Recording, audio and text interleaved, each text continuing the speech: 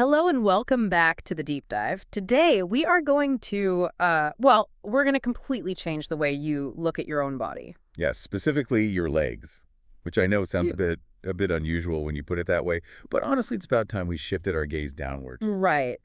I want to start with a concept that sounds like something out of I don't know, a sci-fi novel, or maybe just a poetic metaphor, but it is actually hard, cold anatomical fact. We are going to talk about the hidden organ. Or as some of our medical sources call it, the second heart. The second heart, which is just such a crazy phrase. It is a fascinating biological reality. Yeah. Most people go their whole lives thinking the heart in their chest, that fist-sized engine behind the rib cage, they think it's doing all the work alone. Right, because that's what we're taught. We track its beats per minute, we worry about our cholesterol levels, we do cardio to keep it strong. Exactly. But physically, mechanically speaking, that single heart isn't enough to fight gravity all day long.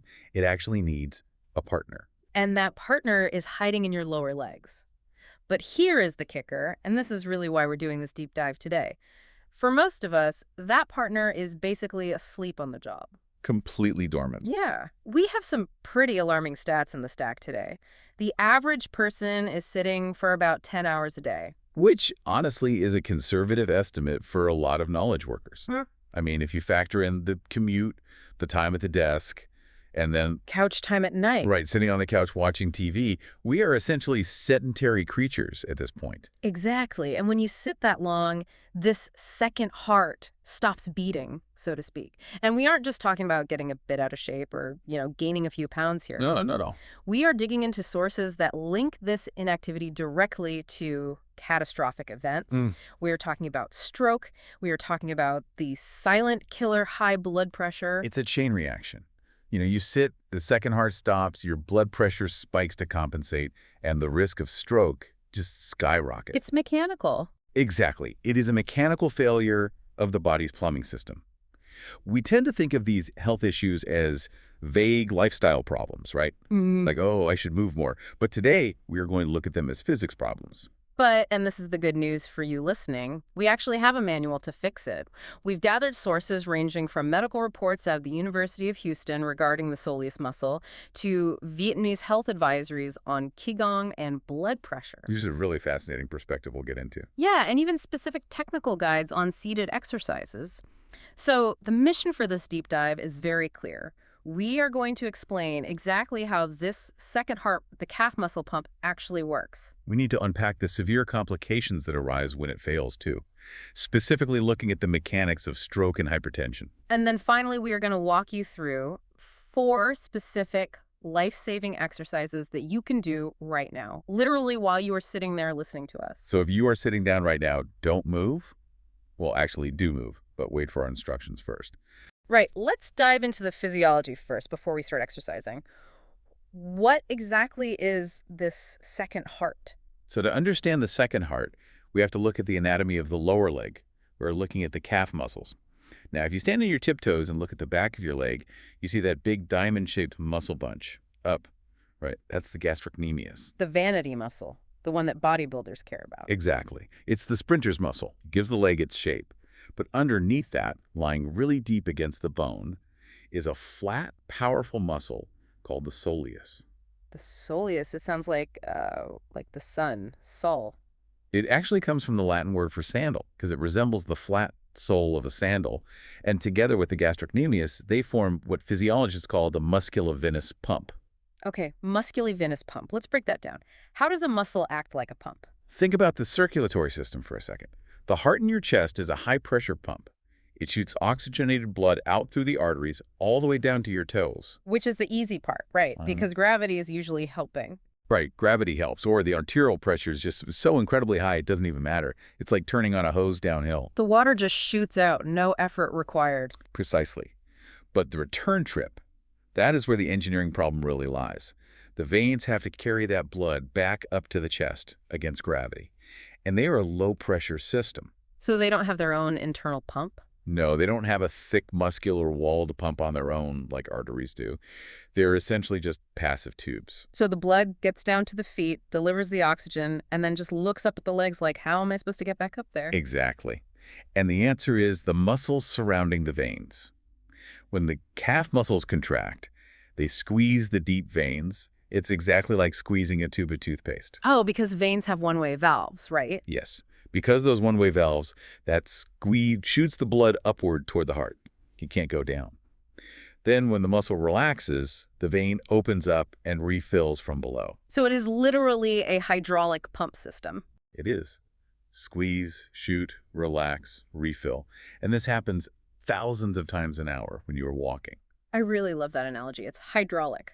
So if I'm walking, the pump is working beautifully, but I'm A sitting. pump is off. Complete shutdown. Wow. And if the pump is off, the main heart in your chest has to work significantly harder. It has to generate enough suction and pressure to pull that fluid back up from what is essentially a stagnant pool in your legs. Which has to be exhausting for the heart. It's estimated that without the help of the calf pump, the heart works 2 to 3 times harder just to circulate blood. That is a massive extra load, and we are doing that for 10 hours a day.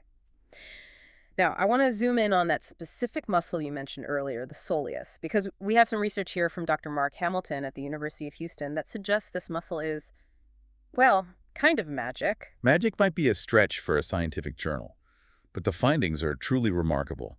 Dr. Hamilton's research suggests the soleus is effectively a hidden organ for metabolic health. A hidden organ, just based on its function. Yeah. I mean, it only makes up about 1% of your body weight, but its impact is totally out of proportion to its size. What makes it so special, though? Why this muscle and not, say, my bicep? It comes down to the type of muscle fibers it's made of. Most muscles in our body are a mix, but they rely heavily on stored glycogen sugar stored inside the muscle itself for fuel. Okay. And when they run out of that stored glycogen, they get tired. That's why your legs burn after a sprint or a heavy set of squats. Right, the lactic acid burn, we all know that feeling. The soleus is completely different. It is composed almost entirely of slow-twitch fibers, specifically type 1 fibers. It actually evolved to hold us upright and keep us walking for hours on end. So it doesn't get tired. It's practically fatigue-resistant. Yeah. But here is the real breakthrough. Dr. Hamilton found that the soleus doesn't primarily use stored glycogen. Instead, it pulls glucose and fats lipids directly from the bloodstream while it works. Wait, so it's like a vacuum cleaner for blood sugar. That is a great way to visualize it, yeah. It actively lowers blood sugar and burns blood fat while you are using it. The study actually showed that activating the soleus correctly can lower blood sugar excursions, those spikes, after eating by 52%. 52%, just from a calf muscle. Yes. And it reduced the need for insulin by 60%. That is huge, especially for anyone worried about diabetes or just general metabolic health. It's not just about circulation then, it's about actual blood chemistry. Exactly. It's a metabolic powerhouse that we're just letting go dormant every single time we sit down. We have this engine capable of regulating our whole system, and we just leave the key in the ignition without ever turning it on. Okay, so we have this amazing pump, this metabolic engine, and we are ignoring it. Let's talk about what happens when we ignore it. We really need to go into the danger zone now. Let's do it. The sources use some pretty vivid imagery here to describe the complications of blood pressure and stroke. One term that immediately jumped out at me from the Vietnamese health advisories was the Marmalade effect. Ah, yes, Marmalade, or jam. It's a very visceral description of what happens to your blood when you sit for hours on end. So blood isn't supposed to be like jam. Definitely not. Blood is a suspension. It needs to flow easily, like water or wine. But when you sit and that calf pump is inactive, blood starts to pool in the lower legs due to gravity. Right. And as it pools, the hydrostatic pressure inside those veins increases. Yeah. The fluid part of the blood, the plasma, can actually start to leak out through the vessel walls into the surrounding tissues. Which is why your ankles swell up on a long flight, right? I always wondered why that happened. Exactly. That is edema. But think about what is left inside the vein itself. The fluid is leaked out, but the red blood cells, the proteins, the clotting factors, they are all still trapped in there. Oh, I see. So the blood becomes thicker. Much thicker, more concentrated. It literally becomes sludge. Sludge. And your poor chest heart is trying to pump this sludge. And that right there is the mechanics of high blood pressure in a sedentary person. Oh, wow. The heart detects that resistance. It detects that the blood isn't returning fast enough. So what does it do? It pumps harder. It has to. It constricts the arteries system-wide to increase pressure, trying to force this thick, jam-like fluid through the system. It's basic plumbing physics. If the fluid is thick, you need more pressure to move it. Correct. And this brings us directly to the stroke connection. Because high pressure in the pipes is bad enough on its own, but if the fluid itself is forming clumps, That is a catastrophe waiting to happen. Let's walk through that stroke mechanism, because I think people hear the word stroke and they just think, oh, it's bad luck or genetics. But there is a very clear mechanical pathway here. There are two main pathways, actually, and sitting contributes massively to both of them. First, let's talk about the clot. We call this the ischemic stroke pathway. Okay, ischemic stroke. Remember that Marmalade sludge in your legs? Well, stagnation leads to coagulation. When blood sits still for too long, it clots. This is deep vein thrombosis, or DVT. You often hear about this with long-haul flights, people getting DVT. But the sources say it can happen sitting at your desk just as easily. Absolutely. If you sit for 6 hours straight at a computer, your risk profile is remarkably similar to being on a flight. Now imagine a piece of that clot breaks off. It travels up the elevator, the vena cava, heading straight toward the heart. And then where does it go? Does it go to the brain? Usually it goes to the lungs first, causing a pulmonary embolism, which is life-threatening in itself. But, and this is where it gets scary, if a person has a small hole in their heart. A hole in the heart. Yeah, it's called a patent foramen oval. About 25% of people actually have this and don't even know it. If they have that hole, that clot can completely bypass the lung filter and shoot straight up to the brain. And boom, stroke. Exactly.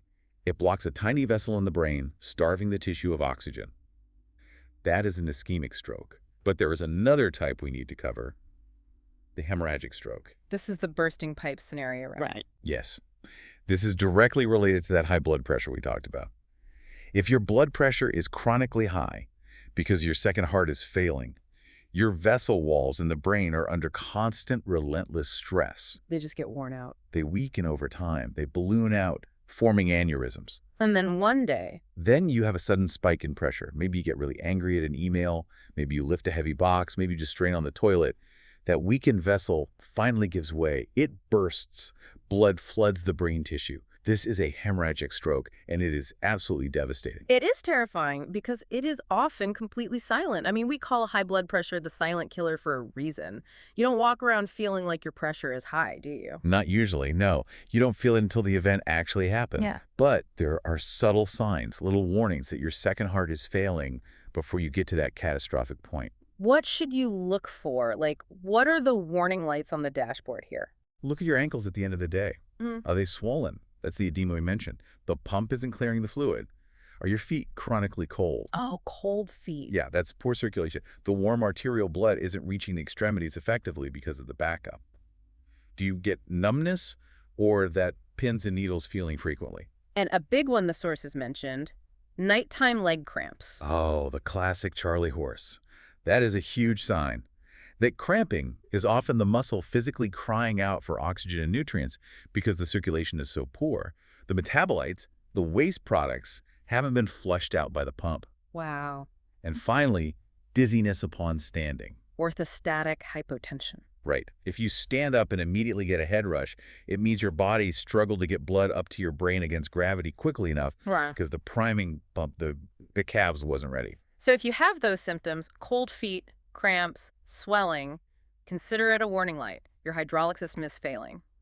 But we did promise a solution. We aren't just here to scare everyone into never sitting again. No, of course not. We are here to fix it. We need to turn the pump back on. We have dissected a technical guide from our sources that outlines 4 specific exercises. And I want to emphasize right now, these are not gym workouts. You don't need to change into spandex. You don't need to break a sweat. No equipment needed at all. I'd call these mechanical fixes for your circulatory system. You do them while you sit. That's the key. These are designed to be completely integrated into your sedentary time. They turn sitting into an active metabolic state. Okay, let's start with exercise 1. This one targets the big muscles on top of the leg, the quadriceps. We call this one the sponge. The quad activation. The quadriceps are the largest muscle group in the body. They act like a massive reservoir for blood. The goal here is to literally wring them out. Walk us through the technique step by step. Say I'm sitting at my desk right now. Okay. First, sit at the edge of your chair so your thighs aren't being compressed by the seat cushion. Keep your back straight. Posture is really important for blood flow. Now extend one leg out until it is straight, completely parallel to the floor. Okay, leg is out. Now here is the critical detail that most people miss. You don't just hold the leg up there. You have to squeeze. Squeeze the thigh muscle. Squeeze it hard as a rock. Imagine you are trying to crush a walnut inside your knee joint. You want to engage every single fiber of that quadricep, and you hold that extreme tension for about 5 seconds. And why the squeeze? Like, what is happening biologically when I tense it that hard? Think of a dirty sponge full of water. To clean it, you have to squeeze it completely dry. When you squeeze that thigh muscle, you are mechanically forcing all this stagnant, deoxygenated blood out of the deep tissues and pushing it into the veins to be taken away. And when you let go, That is the magic moment right there. Mm. It's called reactive hyperemia. When you release the tension, the internal pressure drops instantly and fresh, highly oxygenated blood floods into the muscle to replace what you just pushed out. It essentially flushes the tissue. But there was a chemical benefit too. oh, tell us about the chemistry. This high-tension squeeze actually stimulates the endothelial cells, which are the cells lining your blood vessels, to release a molecule called nitric oxide. Nitric oxide, I've definitely heard of that. It relaxes blood vessels, right? Yes. It is the body's natural vasodilator. It opens up the arteries, which lowers your blood pressure system-wide. So by squeezing your leg, you are literally sending a chemical signal to your entire body to lower its blood pressure. That is incredible. So to recap, extend the leg, squeeze, walk hard for 5 seconds, release, then repeat with the other leg. Okay, let's move to exercise 2. This is the one Dr. Hamilton was so excited about, the Soleus push-up, or as I like to call it, the hydraulic pump. This is the crown jewel of seated health. If you take nothing else away from this deep dive today, learn this movement. But the technique here is very, very specific. If you do it wrong, you're just doing a standard calf raise, which uses the gastrocnemius. And we want the soleus. How do we isolate the soleus? What is the setup? You must keep your knees bent at roughly 90 degrees. So sit with your feet completely flat on the floor.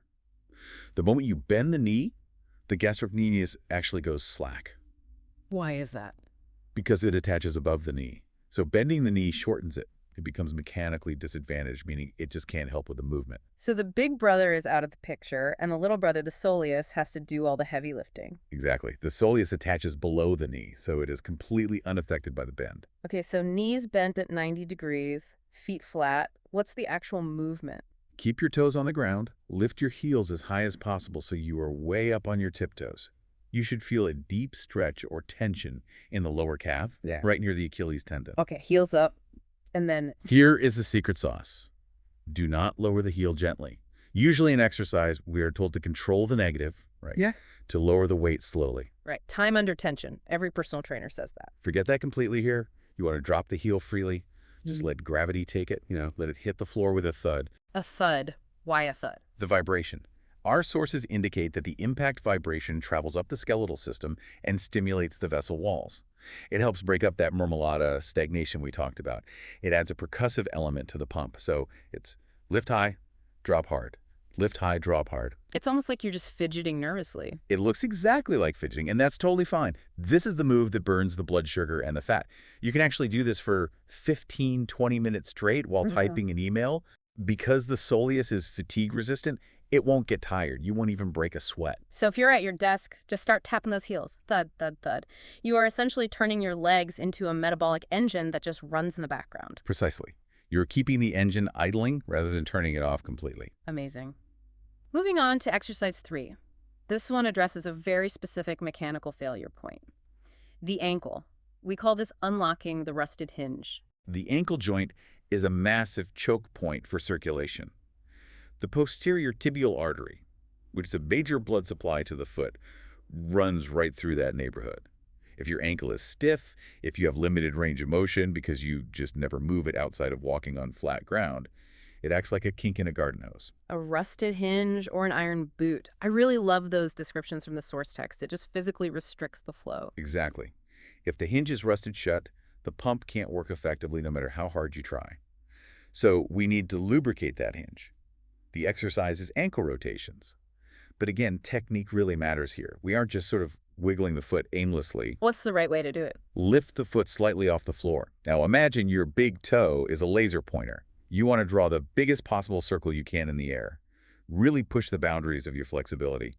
You should feel a stretch on all sides of your shin and calf. And I assume we go both ways. Yes. 10 circles clockwise, then 10 counterclockwise. And don't be alarmed, you might hear some cracking and popping. I always hear that. Is that bad? No, no, that is actually a good thing.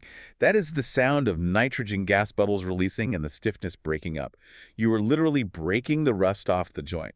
And after you do the circles, you follow it up with a point and flex. Point and flex. Yeah, point the toe down hard like a ballet dancer, and then flex it back up towards your shin as hard as you can.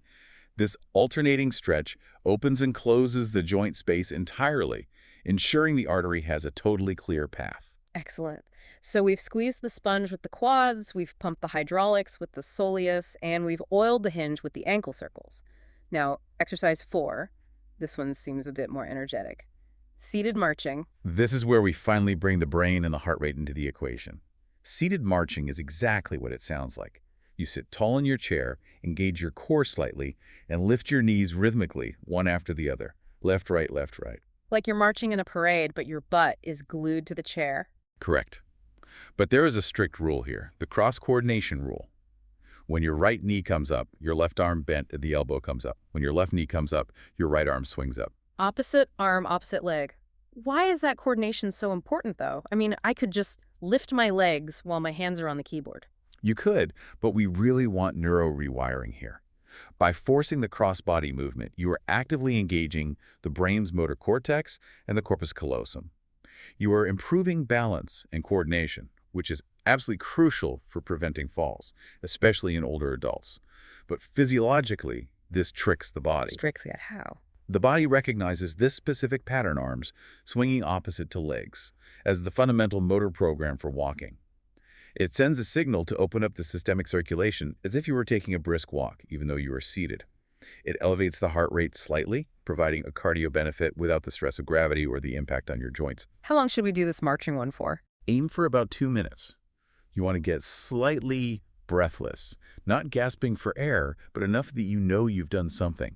It's actually a great way to wake up the brain during that mid-afternoon slump. It gets oxygen to the brain faster than a cup of coffee. So we have the complete toolkit. The quad squeeze, the soleus push-up, the ankle rotation, and the seated march. However, and this is a big however, before you rush off to start squeezing and marching, there is a massive safety warning we really need to discuss. This is critical. If you do these exercises wrong, specifically regarding how you breathe, you can actually spike your blood pressure to dangerous levels. We are talking about the Valsalva maneuver. Yes, the Valsalva maneuver. Which sounds like a dance move, but it is definitely not. No, it is a physiological reflex. It is the fancy medical term for holding your breath while you strain.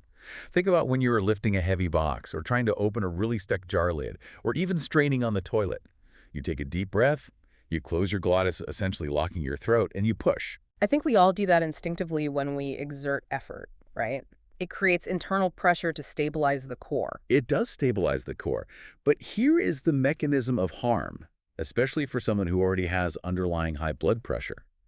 When you bear down like that, you dramatically increase the pressure inside your chest cavity, the intrathoracic pressure. This pressure literally squeezes the vena cava and the other major veins that are trying to return blood to the heart. So you are basically kinking the main hose. You are kinking the hose. Momentarily, your blood pressure actually drops because the heart has no blood to pump. But your body panics. The brain says we are losing pressure and sends a massive emergency signal to constrict the arteries and pump harder. And that is the extremely dangerous moment. The moment you let your breath out whoosh, the pressure in the chest vanishes, and all that dammed up blood rushes back to the heart all at once. Your blood pressure shoots up violently. This is known as the rebound phenomenon. And this rapid spike can absolutely be enough to rupture a weakened vessel in the brain or dislodge a clot. It can literally cause a stroke. That is terrifying. So straining to squeeze that quad muscle while holding your breath could actually trigger the exact thing we are trying to prevent. Exactly. So we must learn the golden rule of breathing during any kind of exercise. Which is? Always exhale upon exertion. Exhale on the effort. Yes. If you are lifting the leg, breathe out. If you are actively squeezing the muscle, breathe out. You inhale only when you are relaxing or lowering the leg. A really great trick to make sure you do this is to count your reps out loud. Because you literally can't talk and hold your breath at the same time. Exactly. If you just say 1, 2, 3 while you lift and squeeze, you are safe. It's a built-in safety valve. That is such a great practical tip.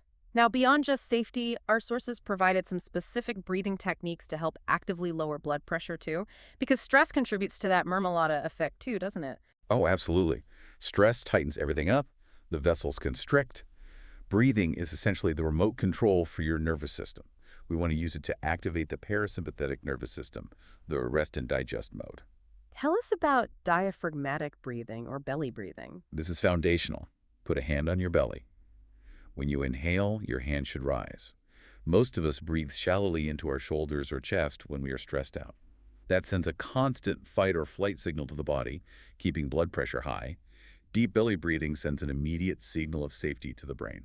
And there was a specific numbered pattern mentioned in the technical guide, the 478 breathing. Yes, this is often called a natural tranquilizer for the nervous system. You inhale quietly through your nose for a count of 4.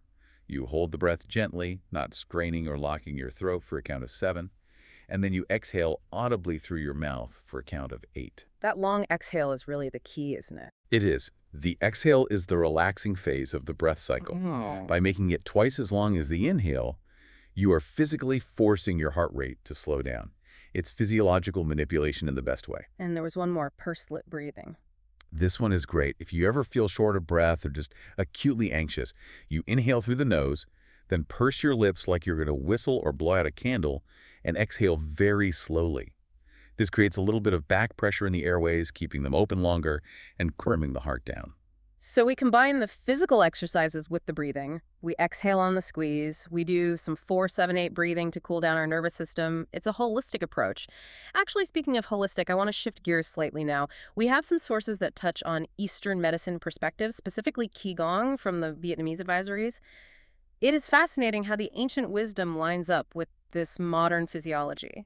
It really is striking. The source material beautifully contrasts the Western view with the Eastern view.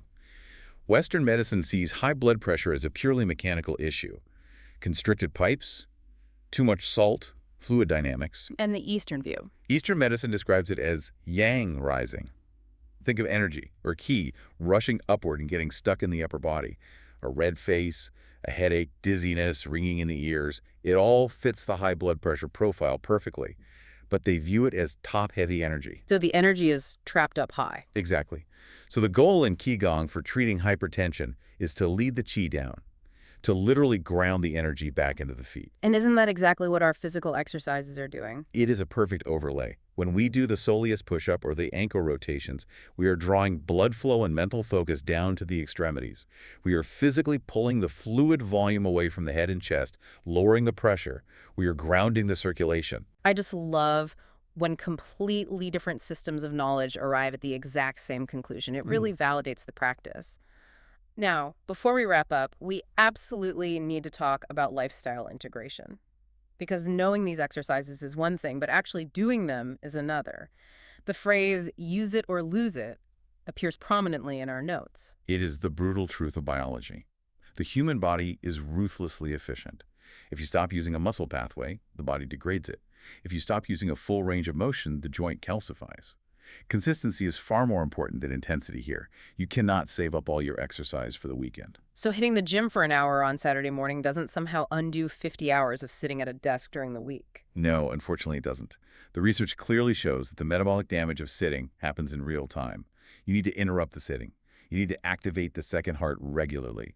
The recommendation from the sources is every hour. Every hour. Yeah. Set a timer on your phone. Doesn't have to be a big sweaty production. Just do 2 minutes of Soleus push-ups while you read a report. Or do the ankle rotations while you were on a conference call. No one will even see your feet. That's true. And what about hydration? You mentioned earlier that sludge is hard to pump.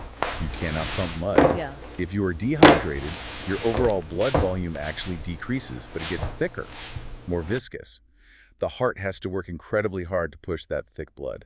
Drinking water thins the blood naturally, making the job of the calf pump so much easier. And finally, there's a note here on fashion, specifically shoes. This is a tough one for some people, but tight shoes, rigid boots, or high heels are the absolute enemies of the second heart. Because they lock the ankle joint in place. Exactly. High heels, in particular, keep the calf muscle in a permanently shortened, contracted position. It can't stretch and contract fully. It completely disables the pump's range of motion. It's like putting a literal clamp on the hose. If you are at your desk, take your shoes off, let your feet move, wiggle your toes, give the pump the mechanical room it needs to work. Take the shoes off under the desk. I think we can all definitely get behind that rule. Okay, Let's unpack this all and summarize. We have covered a lot of vital ground today. We really have. Let's just hit the key takeaways one more time. First, you have a second heart in your lower legs. The calf muscle pump, specifically the soleus muscle. It is a metabolic hero that burns blood sugar and fat directly from the bloodstream. But when we sit, this heart stops. Right, and that leads to blood jam or sludge, which causes high blood pressure and skyrockets your risk of both ischemic and hemorrhagic strokes. But you have the fix, the mechanical fix. Number 1, the quads squeeze the sponge to flush the big muscles.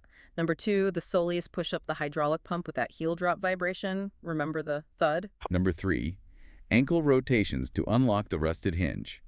And number 4, seated marching for that neuro rewiring and cardio boost. And we wrap all of that in the safety of proper breathing, never holding your breath, avoiding the Valsalva maneuver, exhaling on exertion, and using deep belly breathing to just calm the whole system down. The so what here is pretty profound for you listening. Yeah. You really have a choice every single day. You can just let gravity aid you. You can let it pool your blood and threaten your brain health, or you can tap your toes. It is about reclaiming ownership of your own physiology. You don't have to be a victim of your desk job anymore. You can actually be building metabolic health while you work. Exactly. I want to leave you with a final thought to mull over. We treat the heart in our chest like a temple. We worry about it, we check its rate on our watches, we do cardio for it, but we treat the hearts in our legs like furniture. We just rest our dead weight on them all day. That is a really powerful image. So, what would happen to your energy levels today, right now, if you started treating your calves with the exact same respect you treat your cardio? What if the secret to curing that afternoon brain fog isn't another cup of coffee, but just waking up the pump in your legs? I strongly suspect you would feel the difference in minutes. I challenge you to try it, right now. Do 20 soleus push-ups, let those heels thud against the floor. See how you feel. Thank you so much for listening to this deep dive. Stay healthy and keep moving. See you next time.